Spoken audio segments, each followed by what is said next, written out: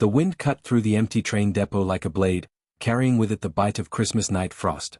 Sarah Mitchell stood on the wooden platform, her thin coat doing nothing against the December cold. The last train's red lights disappeared into the darkness, taking with it her final chance to leave this godforsaken town. She clutched the small bundle in her arms tighter. Inside the worn blanket, her 3-month-old daughter Emma slept peacefully, unaware that her mother's hands were shaking. Not from the cold, but from what Sarah had just done. Or rather, what she was about to do. The depot was supposed to be empty. That's what Frank had promised when he'd shoved her out of his truck 2 hours ago, her suitcase landing in the snow beside her. "You and that baby aren't my problem anymore," he'd said, his breath reeking of whiskey and hatred.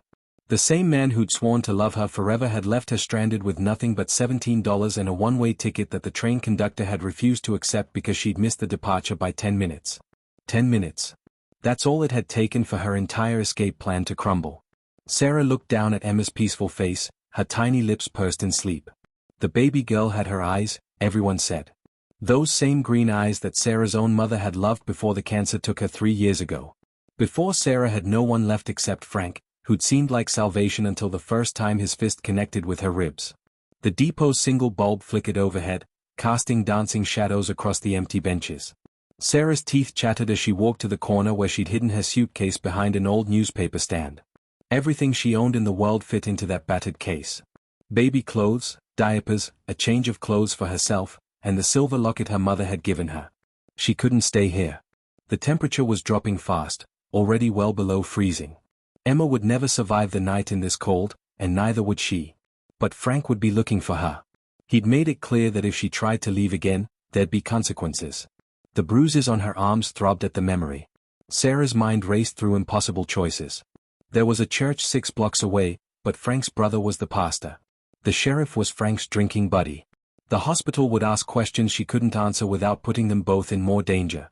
Then she saw it. Across from the depot, warm light glowed from the windows of Miller's General Store.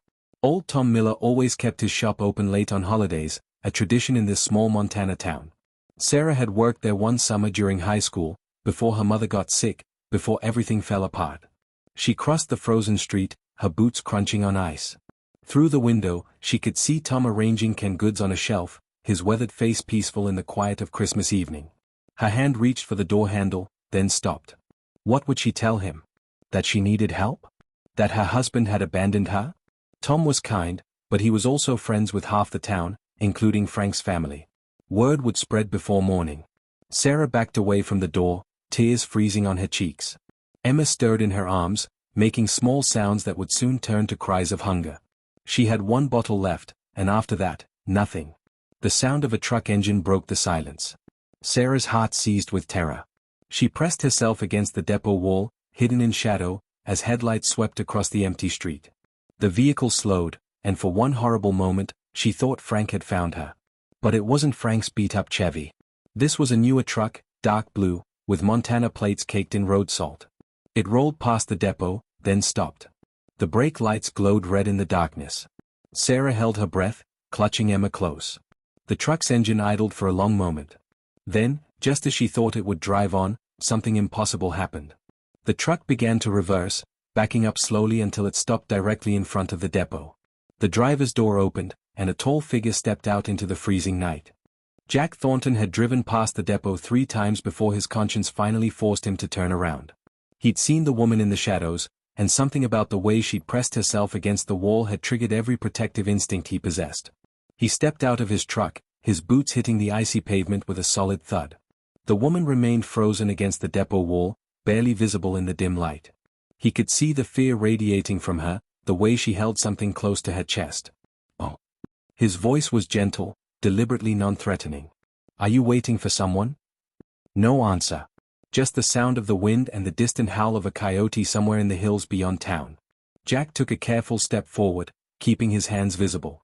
20 years of ranching had taught him how to approach spooked animals, and right now, this woman looked ready to bolt. "I'm not going to hurt you.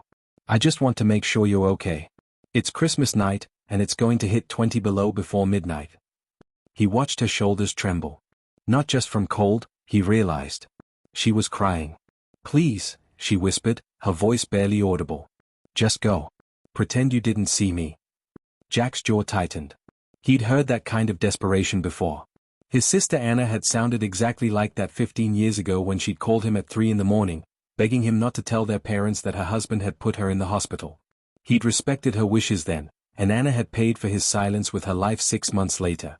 "I can't do that," he said quietly. "I've got a ranch 20 minutes from here. Warm house, plenty of food, and you'd be safe there." He paused, choosing his next words carefully. "Whatever you're running from, it won't find you at Thornton Ranch." Sarah's resolve crumbled. Emma had started to whimper, the sound cutting through the frozen air. She stepped forward into the light, and Jack's breath caught in his throat. The woman was young, maybe mid-20s, with haunted eyes and a face marked by exhaustion. But it was the bundle in her arms that made his heart clench. A baby. She was out here in sub-zero temperatures with an infant. "How old?" he asked, nodding toward Emma. 3 months. Sarah's voice cracked. "She's hungry, and I have nothing left to give her." Jack made a decision that would change everything. "Come on. My truck's warm, and I've got emergency supplies in the back.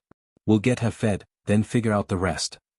Sarah hesitated, every instinct warning her not to trust strange men. But Emma's cries were growing stronger, more desperate. The cold was seeping through the blanket, and her daughter's lips were starting to turn blue. "Why are you helping me?" she asked, needing to understand. Jack's expression darkened with old pain. "Because someone should have helped my sister when she needed it. Because I can, and because it's Christmas, and because that baby deserves better than freezing to death in a train depot." He met her eyes directly. "And because I can see the bruises on your wrist, even in this light, and I know you're running from someone who put them there." Something in his tone, in the raw honesty of his words, broke through Sarah's defenses. She looked down at Emma, whose cries had become full-throated wails of hunger and cold. Every second she hesitated was another second her daughter suffered.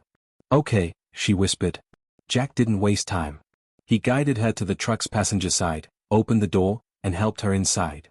The warmth hit Sarah like a physical wave, and she nearly sobbed with relief. Jack climbed into the driver's seat and immediately cranked the heat higher. "There's a blanket behind you," he said, pulling out onto the empty road. "Wrap her up better while I drive." Sarah did as instructed, her fingers clumsy with cold and fear. "Where exactly are you taking us?" "Thornton Ranch. It's been in my family for 3 generations. Just me there now, and my foreman lives in the bunkhouse out back. You'll have the guest room, private bathroom, everything you need." He glanced at her, his weathered face serious. "I'm not expecting anything from you, if that's what you're worried about. You need help, and I'm offering it. Simple as that." They drove in silence for several minutes, the truck's headlights cutting through the darkness. The town's lights faded behind them, and Sarah felt the first stirrings of hope she'd experienced in months. "My name's Sarah," she said finally. "And this is Emma. Jack Thornton. Pleased to meet you both, though I wish it were under better circumstances." He navigated a turn onto a gravel road. "There's formula and bottles in the emergency kit in the back seat. Grab what you need." Sarah twisted around, found the kit, and with shaking hands, prepared a bottle. Emma latched onto it desperately, her cries finally ceasing. The silence that followed was broken only by the baby's hungry gulps and the crunch of tires on frozen gravel. "Thank you," Sarah whispered, tears streaming down her face. "You have no idea what this means." Jack's hands tightened on the steering wheel. "I think I do. And Sarah? Whoever you're running from, they're not going to find you. I give you my word on that." The Thornton Ranch appeared out of the darkness like something from a dream. A sprawling single-story house with warm lights glowing in every window, surrounded by snow-covered fields that stretched endlessly into the night. Barn structures loomed in the distance, and Sarah could hear the soft lowing of cattle somewhere beyond the main yard. Jack pulled the truck up to the front porch and killed the engine. "Wait here a second. Let me get the heat going inside first." He disappeared through the front door, and Sarah sat in the truck's warmth, Emma now content and drowsy in her arms. Through the large front window, she watched Jack move through the house, turning on lights, adjusting the thermostat. The interior looked comfortable and lived in, with wooden furniture and Navajo rugs on hardwood floors. Within minutes, he returned. "All set. Come on in." Sarah climbed out of the truck, and Jack grabbed her suitcase from the depot that he'd loaded without her even noticing. He led her through the front door into a spacious living room dominated by a stone fireplace. The warmth enveloped her immediately, along with the faint scent of pine and coffee. "Guest rooms down this hall," Jack said, leading her past a large kitchen and dining area. He opened a door to reveal a cozy bedroom with a queen-sized bed covered in a patchwork quilt, a dresser, and an adjoining bathroom. There's extra blankets in the closet, and the bathroom has everything you should need. I'll rig up something for the baby to sleep in. He disappeared again, and Sarah heard him rummaging in another room. She laid Emma on the bed, carefully unwrapping her from the layers of blankets. Her daughter looked up at her with those big green eyes, finally warm and fed and safe. Jack returned carrying a large drawer that he'd removed from a dresser, lined with thick towels and a soft blanket. It's not a proper crib, but it'll work for tonight. I'll drive into town tomorrow and get whatever else you need. You don't have to do all this, Sarah said, overwhelmed by his kindness. Yeah, I do. He set the makeshift bassinet on the floor near the bed. You hungry? I've got leftover turkey from dinner. Was supposed to eat with my foreman Pete and his family, but they came down with flu, so I was on my own this year. Sarah realized she hadn't eaten since morning. I don't want to be any trouble. You're not. Jack's tone was firm but kind. Come on. Baby's settled. Let's get some food in you. In the kitchen, Jack heated up turkey, mashed potatoes, and green beans while Sarah sat at the large wooden table, feeling surreal. 12 hours ago, she'd been trapped in Frank's house, planning her escape. Now she was in a stranger's home, watching him prepare her a Christmas dinner at nearly midnight. How long were you at that depot? Jack asked, setting a full plate in front of her. 2 hours. I missed my train by 10 minutes. Sarah picked up her fork, her hand still shaking slightly. My husband dropped me there and left. I had a ticket to my aunt's house in Colorado, but the conductor wouldn't honor it because I missed the departure. Jack sat down across from her with his own plate. Your husband just left you there? In this cold? With a baby? Sarah nodded, unable to speak past the lump in her throat. Jack's expression hardened. What's his name? Why? Fear spiked through her. Because if he comes looking for you here, I need to know who I'm dealing with. Sarah set down her fork. Frank Mitchell. He works at the lumber mill outside town. And Jack, you don't understand. He's not going to just let me go. When he finds out I'm gone, he'll tear this town apart looking for me. Let him look. Jack's voice was steel. This ranch is 3,000 acres. I've got 5 ranch hands who are loyal to me, not town gossip. And Frank Mitchell doesn't scare me. He should. Sarah's voice dropped to barely a whisper. He put his last girlfriend in the hospital. She dropped the charges after he threatened her family. Jack was quiet for a long moment, his jaw working. How long has he been hurting you? Since Emma was born. Before that, it was just words. Control. But after she came, it got worse. Sarah forced herself to eat, knowing she needed strength. I've tried to leave before. He always finds me. Always brings me back. Not this time. Jack leaned forward, his blue eyes intense. Sarah, I meant what I said. You're safe here. I don't care who Frank Mitchell thinks he is. He doesn't get to hurt you anymore. Sarah wanted to believe him. God, how she wanted to believe him. But she'd heard promises before. Frank had promised to love and protect her too, once upon a time. As if reading her thoughts, Jack stood and walked to a cabinet near the back door. He returned with a satellite phone. Regular cell service is spotty out here, but this works anywhere. You keep this with you. Anything happens, anything at all, you call 911. The county sheriff is Tom Bradley. He's a good man, not like the town sheriff. You're giving me a lot of trust, Sarah said quietly. You're taking a lot of trust by being here. Jack sat back down. We're both making leaps of faith tonight. Difference is, I've got nothing to lose. You've got everything to gain. They ate in comfortable silence for a while, the wind howling outside the warm kitchen. Finally, Sarah pushed her empty plate away. Why did you turn back? At the depot. You drove past it first. Jack stared into his coffee mug. My sister Anna. She was in a situation like yours. I knew something was wrong, but I didn't push. Didn't want to interfere. Told myself she was a grown woman who could handle her own life. He looked up, pain etched in every line of his face. She died 15 years ago this week. Christmas week. And I've had to live with the fact that I could have saved her if I'd just paid attention, if I'd just turned back. I'm sorry, Sarah whispered. So am I. Every damn day. Jack stood, collecting their plates. But I'm not making that mistake again. You and Emma, you're not going back to that life. Whatever it takes, we'll figure this out. Sarah felt tears welling up again. I don't know how to thank you. Don't thank me yet. We've got a long road ahead. Jack rinsed the dishes, his back to her. Get some sleep. Tomorrow we'll make a real plan. For tonight, just rest. Sarah returned to the guest room, where Emma slept peacefully in her makeshift bed. She changed into clean clothes for the first time in days, washed her face, and climbed into the soft bed. For the first time in 3 months, she fell asleep without fear.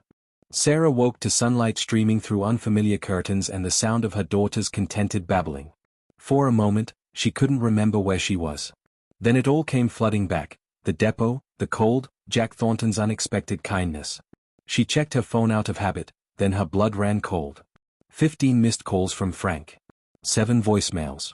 Dozens of text messages that escalated from angry to threatening to desperately apologetic and back to furious again. The most recent one, sent at 6 in the morning, made her stomach turn. I know you're still in town. Nobody leaves me. When I find you, you'll wish you'd frozen to death at that depot. A soft knock at the door made her jump. Sarah? You awake? Jack's voice was gentle through the wood. Yes. Come in.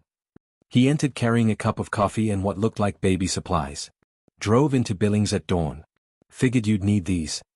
He set down bags containing diapers, formula, baby clothes, and even a few toys. I guessed on sizes. Sarah stared at the bags, overwhelmed. Jack, this is too much. I can't pay you back for all this. Didn't ask you to. He handed her the coffee. How'd you sleep? Better than I have in months. She paused, then showed him her phone. Frank's been calling. Jack's expression darkened as he read the messages. Block his number. Right now. He'll just find another way to contact me. Then we'll deal with that too. Jack sat in the chair by the window. I've been thinking. You need more than just a place to hide. You need a clean break, legal protection, a way forward. Sarah fed Emma while Jack outlined his plan. He knew a lawyer in Billings, someone who specialized in domestic violence cases.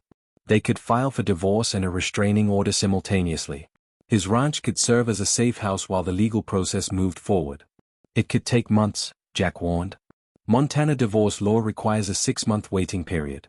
And restraining orders are only as good as the person who enforces them. So I'd be stuck here for months? I can't ask you to do that. Jack's gaze was steady. You're not asking. I'm offering. This ranch has plenty of room, and frankly, I could use the company. Gets lonely out here. Before Sarah could respond, the sound of a vehicle approaching made them both tense. Jack moved to the window, then relaxed slightly. It's Pete, my foreman. He and his family were supposed to be sick. They walked to the front door together, Sarah hanging back with Emma. A weathered man in his 50s climbed out of a truck, followed by his wife and 2 teenage sons. Boss, we need to talk, Pete said, his face serious. Word spreading in town. Frank Mitchell's telling everyone his wife stole his baby and ran off. He's got half the town looking for her, claiming she's mentally unstable and dangerous. Sarah's world tilted. He's lying. Emma is my daughter. I would never. We know, Pete's wife Maria interrupted gently. My sister works at the clinic. She saw your medical records from when Frank brought you in last month. The fall down the stairs that broke 2 of your ribs? We know the truth. Pete nodded. Problem is, Frank's got the town sheriff convinced. They're checking bus stations, hotels, anywhere someone might hide. It's only a matter of time before someone mentions seeing a woman with a baby getting into a truck at the depot last night. Jack's jaw set in a hard line. Tom Miller. Probably. He was working late, and his store faces the depot. Pete looked at Sarah with sympathy. I don't mean to scare you, but you need to know what you're up against. Frank's family has deep roots here. They're going to make this ugly. Sarah sank into a chair, Emma clutched to her chest. This was exactly what she'd feared. Frank wasn't just going to let her disappear. He was going to turn her into the villain, make her look crazy, unstable, unfit. Then we get ahead of it, Jack said firmly. Pete, call that lawyer friend of mine. Sarah's going to need representation immediately. Maria, can your sister at the clinic provide documentation of Sarah's injuries? She'd lose her job if anyone found out, Maria said hesitantly. She can submit it anonymously through the lawyer, Jack countered. Pete, I also want you to install the security cameras we've been talking about. All access points to the ranch. If Frank shows up here, I want it recorded. You really think he'd come out here? Sarah asked, fear making her voice shake. I think a man who threatens his wife over text messages is capable of anything. Jack crouched in front of her chair. But here's what he doesn't know. I'm not some scared woman he can intimidate. I'm a sixth-generation Montana rancher with resources, connections, and zero tolerance for bullies. He wants a fight?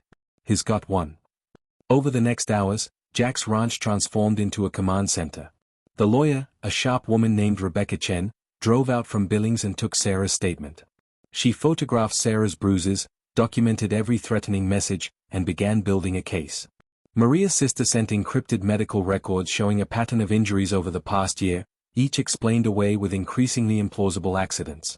Rebecca's eyes grew harder with each document she reviewed. This is good, she said finally. Disturbing, but good for our case.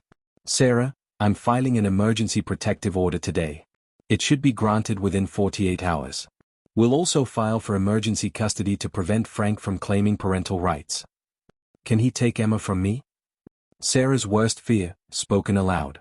Not if I have anything to say about it. Rebecca's voice was steel. But you need to be prepared. Frank is going to fight this. He's going to lie, manipulate, and try to make you look unstable. Can you handle that?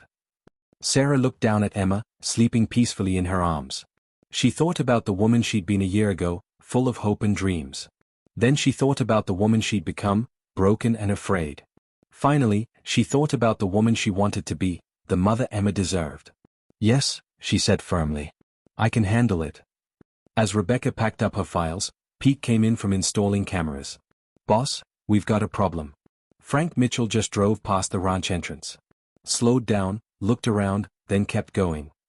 Sarah's blood turned to ice. He knows I'm here. He suspects, Jack corrected. Big difference. He can't prove anything, and with the protective order coming, he can't legally come near you anyway. But Sarah saw the worry in Jack's eyes. They both knew that legal orders didn't stop determined men. Frank had already shown he didn't care about consequences. That night, as Sarah put Emma to bed in the guest room, she heard voices in the living room. Jack and Pete, talking in low tones. She crept to the doorway and listened. I'm not leaving them unprotected, Jack was saying. Frank Mitchell's a powder keg. When that protective order hits, he's going to explode. You really think he'd try something violent? Pete asked. I think we can't afford to assume he won't. Jack sighed heavily. My sister Anna thought her husband would never actually kill her. She was wrong. I'm not taking that chance with Sarah and Emma. Sarah's heart clenched. Jack was risking everything for them, his peace, his safety, maybe even his life. And she still barely knew him. She returned to the guest room and sat by the window, watching the snow-covered fields glow under a full moon. Somewhere out there, Frank was planning his next move. And here, in this sanctuary Jack had provided, she was planning hers. Tomorrow, the protective order would be filed. Tomorrow, the real battle would begin. But tonight, for one more night, Emma slept safely, and Sarah dared to hope that maybe, just maybe, they might actually escape Frank's shadow. Outside, the wind picked up, and in the distance, headlights appeared on the road again. The same vehicle, moving slowly past the ranch entrance. Sarah's phone buzzed with a new message from an unknown number. I see you found a protector. Let's see how long he lasts.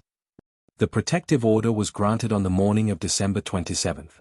Rebecca Chen called with the news, her voice cautiously optimistic. The judge was very clear. Frank cannot contact you, come within 500 feet of you, or attempt to take Emma. Violation means immediate arrest. Sarah should have felt relieved. Instead, she felt the weight of inevitability settling over her shoulders. She'd seen Frank talk his way out of consequences before. A piece of paper wasn't going to stop him. She was right. That afternoon, while Jack was out checking on his cattle with Pete, Sarah's phone rang from yet another unknown number. Against her better judgment, she answered. You think you're smart? Frank's voice was venomous. Hiding behind some rich rancher and his lawyers? That baby is mine, Sarah. Mine. And I'm going to get her back. There's a protective order, Frank. If you contact me again. I'm not contacting you. This is a different phone. Can't prove it's me, can you? His laugh was cruel. You always were stupid. That's why you needed me. Without me, you're nothing. You'll come crawling back, just like before. I'm not coming back. Ever. Sarah's voice shook, but she forced the words out. I'm filing for divorce. You'll never hurt me or Emma again. We'll see about that. The line went dead. Sarah immediately called Rebecca, who documented the call and filed a violation report. But as Rebecca explained, without definitive proof it was Frank calling, enforcement would be difficult. When Jack returned that evening, Sarah told him about the call. His face went through several expressions: anger, frustration, determination, before settling into grim resolve. "He's escalating," Jack said. "That's what abusers do when they lose control. They get more dangerous, not less." "Maybe I should just leave," Sarah said quietly. "Go to Colorado like I originally planned. I'm putting you in danger by being here." "No." Jack's voice was absolute. "Running won't solve this. Frank will follow you anywhere. At least here, you've got support. You've got protection. You've got a chance to actually end this legally." But legal solutions moved slowly, and Frank was done waiting. On New Year's Eve, everything came to a head. Sarah was feeding Emma in the guest room when she heard raised voices outside. She rushed to the window and her heart stopped. Frank's truck was parked in the ranch driveway, and he was standing face to face with Jack, both men's postures aggressive. Pete was there too, along with two other ranch hands, forming a barrier between Frank and the house. Sarah grabbed the satellite phone and dialed 911, then watched the confrontation unfold with growing terror. "I know she's in there," Frank was shouting. "That's my wife. My daughter. You've got no right to keep them from me." "You've got a protective order against you," Jack replied, his voice deadly calm. "You're in violation just by being here. The sheriff's already been called." "I don't give a damn about some piece of paper." Frank's face was red with rage. "Sarah belongs to me. That baby belongs to me." "People don't belong to anyone," Jack said quietly. "Especially not to men who hurt them." Frank's eyes narrowed. "She told you lies about me. I never hurt her. She's crazy, unstable. Everyone in town knows it. Everyone in town knows you're a drunk and a bully." Jack's tone didn't change, but his words cut deep. "They're just too afraid of your family to say it out loud." "I'm not." Something in Frank snapped. Sarah saw it happen, the moment rage overtook whatever restraint he had left. He lunged at Jack, swinging wildly. Jack sidestepped easily, his rancher's reflexes honed by years of handling unpredictable animals. He didn't throw a punch, just grabbed Frank's arm and twisted it behind his back, forcing him face down onto the hood of his own truck. "Pete, where's that sheriff?" Jack called, keeping Frank pinned. 5 minutes out." Pete replied, phone to his ear. Frank struggled violently, cursing and threatening. "I'll kill you. I'll burn this place to the ground. She's mine, you hear me? Mine."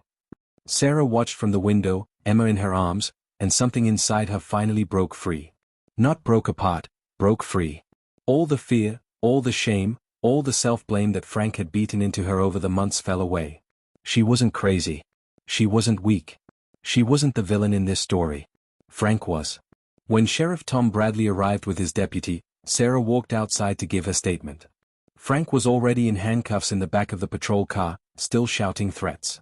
"Mrs. Mitchell," Sheriff Bradley said gently. He was an older man with kind eyes and a no-nonsense demeanor. "Are you all right?" "I'm fine. Better than fine." Sarah stood straight, meeting his gaze. "I want to press charges. Not just for violating the protective order. For assault, for domestic violence, for everything he's done." "Rebecca Chen already sent me your file," the sheriff said. "Between that, the medical records, and today's violation, we've got more than enough to hold him. He's not making bail this time." Frank's screaming intensified from the patrol car. Sarah walked over, Jack close beside her, and looked her husband in the eye through the window. "You're right about one thing, Frank," she said quietly. "I did need you. I needed you to show me exactly who I never want to become. I needed you to push me so far down that the only direction left was up. So thank you. Thank you for being exactly terrible enough that I finally found the courage to leave." She turned and walked back to the house without looking back, Emma secure in her arms. The legal process that followed was grueling. Frank fought the divorce, made accusations, tried every manipulation tactic he knew. But Rebecca was relentless, and the evidence was overwhelming. 6 months later, Sarah was granted a divorce, full custody of Emma, and a permanent restraining order. Frank served 8 months in county jail for violating the protective order and assault. When he was released, he left Montana entirely, his reputation in tatters and his family finally seeing him for what he truly was. Sarah stayed at Thornton Ranch throughout it all. What started as sanctuary became home. She helped with the ranch's bookkeeping, earning her keep and rebuilding her independence. Jack taught her to ride horses, and Emma took her first steps in the ranch's sunny kitchen. One evening in late summer, as Sarah and Jack watched Emma toddle around the porch, he finally asked the question that had been hanging between them for months. "What are your plans now? You're free to go anywhere, do anything." Sarah looked out at the Montana sunset painting the fields gold and orange. She thought about the broken woman who'd stood at that depot on Christmas night, convinced she had nowhere left to turn. "I think," she said slowly, "that sometimes the worst moments in our lives lead us exactly where we're meant to be. I came here running from something. But I'd like to stay running toward something instead." "And what's that?" Jack asked softly. "A future. A real one." She looked at him, this quiet man who turned his truck around on a cold Christmas night and changed everything. "If you'll have us." Jack's smile was worth every hardship she'd endured to get here. "Sarah, I turned back once. I'm not planning on leaving now." Emma squealed with delight, chasing a butterfly across the porch, and Sarah felt something she hadn't experienced in years, pure, uncomplicated joy. The depot where she'd been abandoned was 20 miles and a lifetime away. She never went back, never needed to. Because sometimes salvation doesn't come in the form of a train taking you somewhere new. Sometimes it comes in the form of a stranger who turns around, drives back, and offers you the one thing you've been missing all along. A chance to start again. And this time, Sarah wasn't running from her past. She was walking confidently into her future, Emma by her side and a home waiting in the Montana hills, where a rancher had turned back on Christmas night and given two lost souls exactly what they needed most. Hope.